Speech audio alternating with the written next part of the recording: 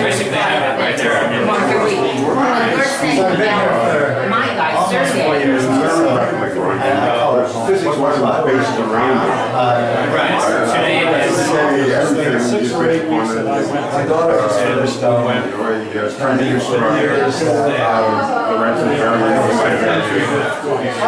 Okay, I have an uncle And then you started to Yeah. whole new set of things. according to physics, that's any string theory. I mean, I don't really know anything much about string theory, but that's what it has become. And there are certainly physicists trying to move beyond that.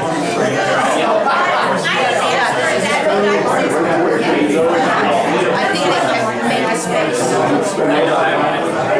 You gotta see it. If I think there's also attention.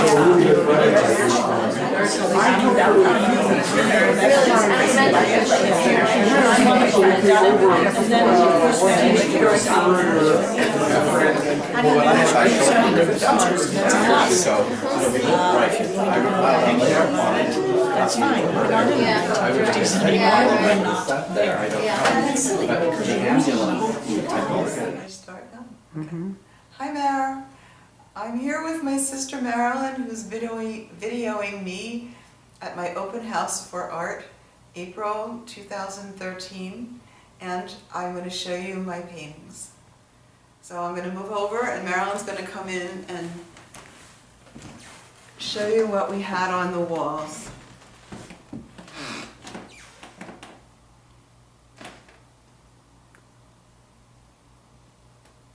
So there's a nice variety. Thank you. I worked really hard on hanging the show. I tried to make it interesting, and I tried to make it the way that it would be if I just was going to have every painting that's up here for Mel and for me for a long time, instead of having them just for being shown and for sale.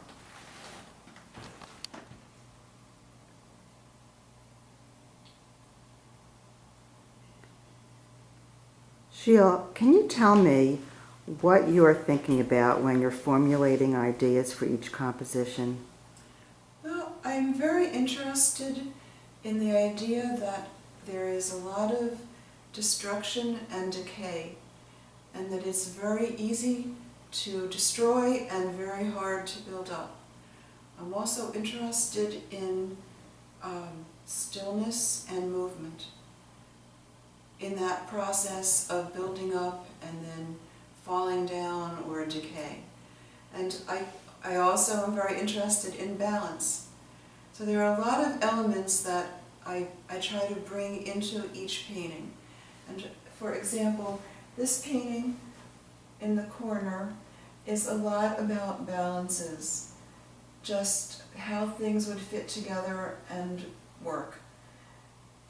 This painting has a lot of movement of leaves and objects being blown across the canvas while the figure behind is very still.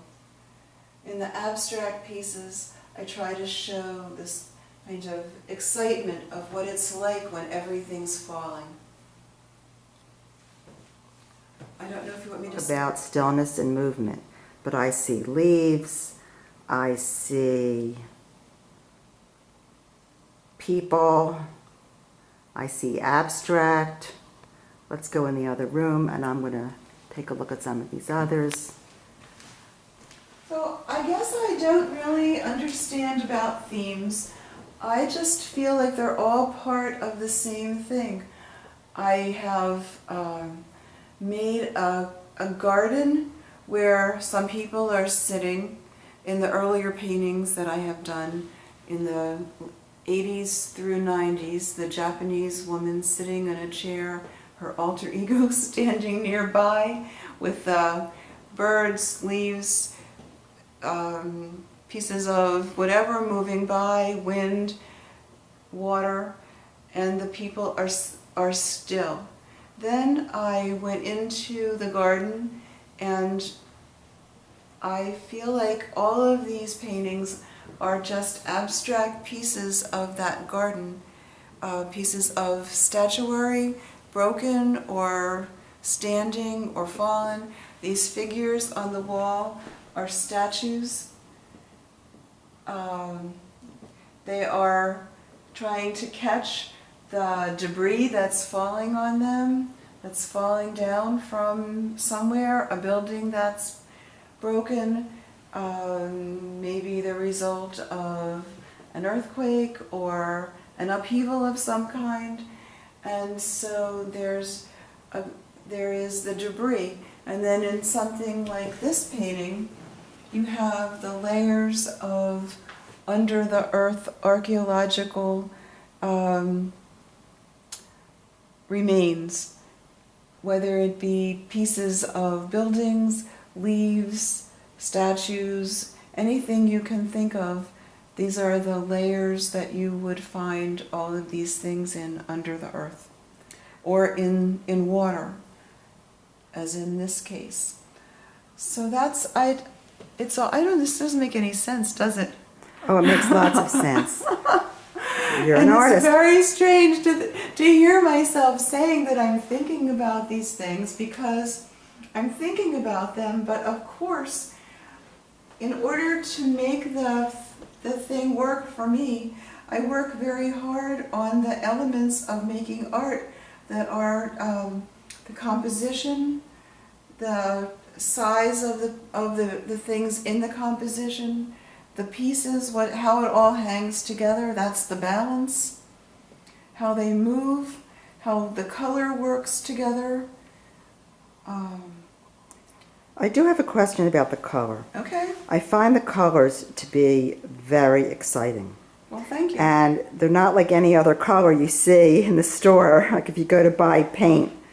Can you explain how you picked these particular colors, or how you got these colors? I just mix them from my colors that I have.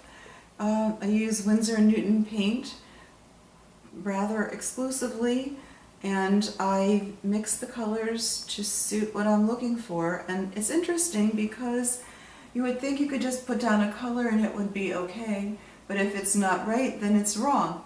So you work to get the color that you really want, and then when you want a color to go with it, next to it, or nearby, it has to be the right color. So one way of working that out is in something like this piece, or this piece, or this piece. You start out by choosing a color that you want to put into a shape. So I'm not sure where I really started here, but I like red, so I might have started with the red, but then I want to put it in several places, because then when I lay other colors down on the paper, I'll have the red to put them against. And then the red is made of two colors that I like very much in the Winsor Newton paints, Winsor Red and Permanent Rose. And I probably then think about the green, a green of some kind, or a blue-green, and lay that in. And then I look and I see, oh my God, no, the shape that I want to put this in is the wrong shape. And I have to work on changing the shapes, changing the colors, adding the colors. It's a long process, and I guess I just have various colors that I use for the purpose of trying to make it look like something is really happening. You have such a great variety of paintings. This one's really interesting. I heard a lot of people talking about this during your show. Can you tell me what it means? To me, it is the same kind of story that I was saying before. There are the statues, they're in the garden, they're trying to catch all these things that are falling. Some things are leaves, some things are pieces of buildings. They could be in the water because it's blue. They could just be in the out of doors, I suppose, but I don't really mind if other people have different interpretations. For example, One friend at the exhibition the other day said, I have painted Adam and Eve in the Garden of Eden. And he said, if you look, you see what's happened to them and the fall of Adam and Eve, I guess. And I guess this one is more intense to him, so a lot of things have happened. And that's right, a lot of things have happened. And then he thought this was the expulsion. And there they are trying to get out as well as they can. And more of it and more of it. But I don't really think of that at all. But I'm happy that other people have ideas and would enjoy looking at what I've done over a long period of time. Maybe these are more people in the garden after the fall, except there's only supposed to be 2, I guess.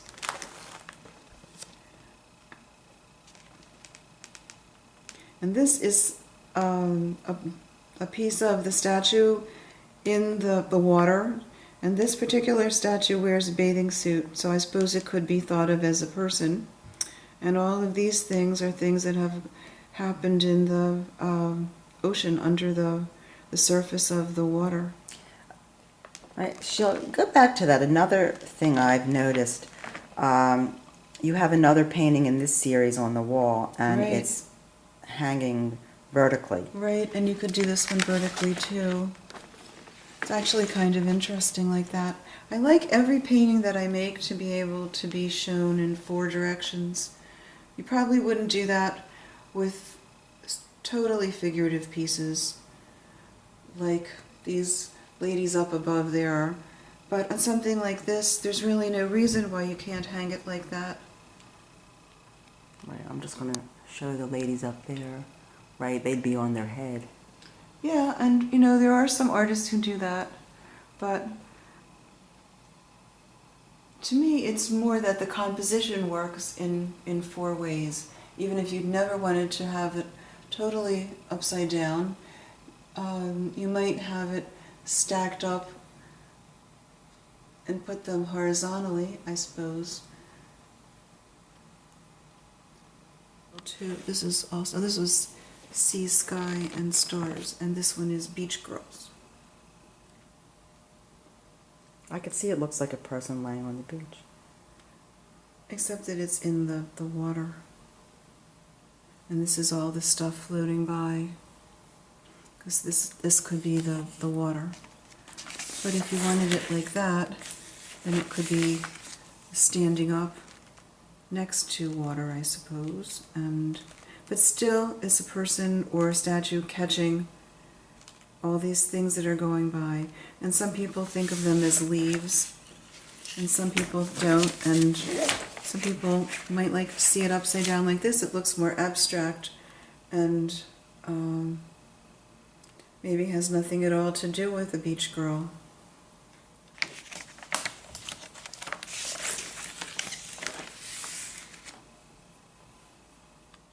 What inspired you to paint this picture?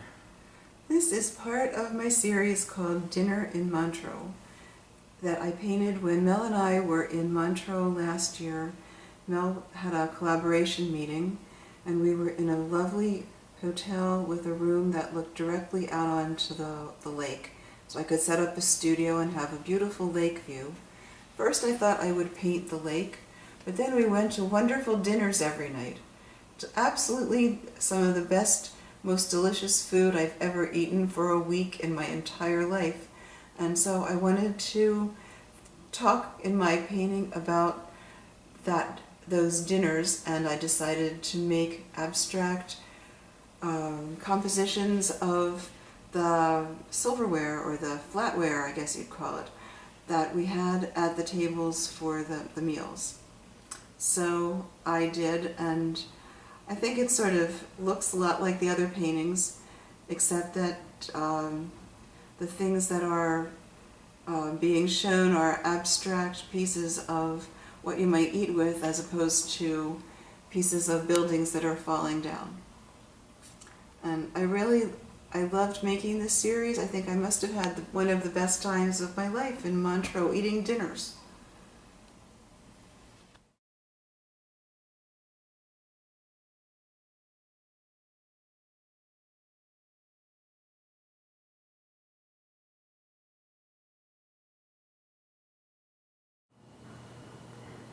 Sheila, how did the show go? Did you sell a lot of paintings? It was wonderful. And you know it was because you were here selling the paintings. We had 3 days of great party. Many people came and over 20 pieces were sold. I don't remember exactly how many right now, but I was really excited and then a little shocked, and then I think I might have felt a great pang of, I'm going to miss some of these paintings very much. I've had them for a while, or I really like them, or they mean something to me that's really special. But you can't keep everything. You have to let them go out in the world and have people enjoy them, not just me in my studio and sometimes Mel or whoever comes to look. So it's going to be different without them.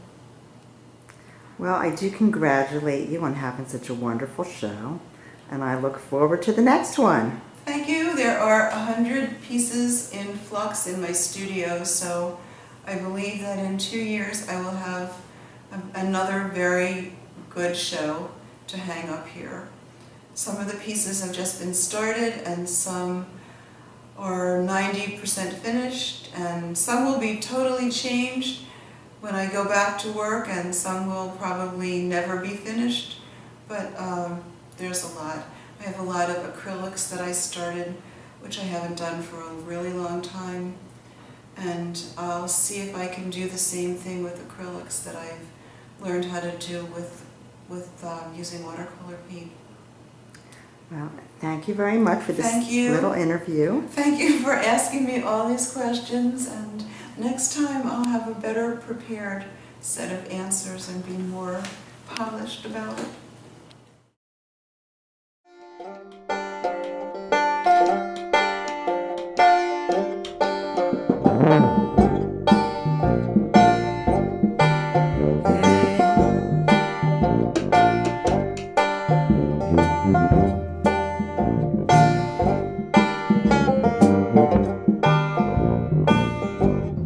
Well, it could be a spoonful of diamond, could be a spoonful of gold, just a little spoon of your precious love satisfies my soul. Middle lies about a little, some of them cries about a little, some of them dies about a little. Everybody fighting about a spoonful, that spoon, that spoon, that spoonful.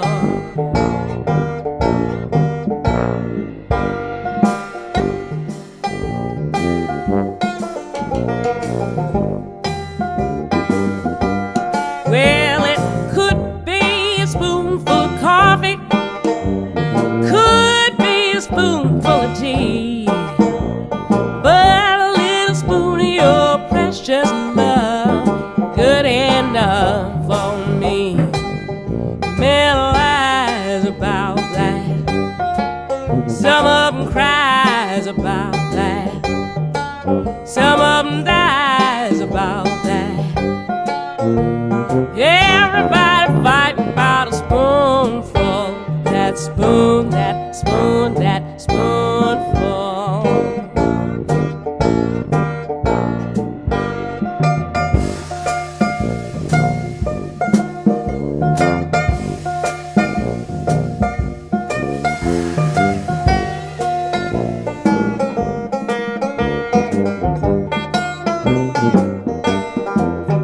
It could be a spoonful of water, save you from the desert sand,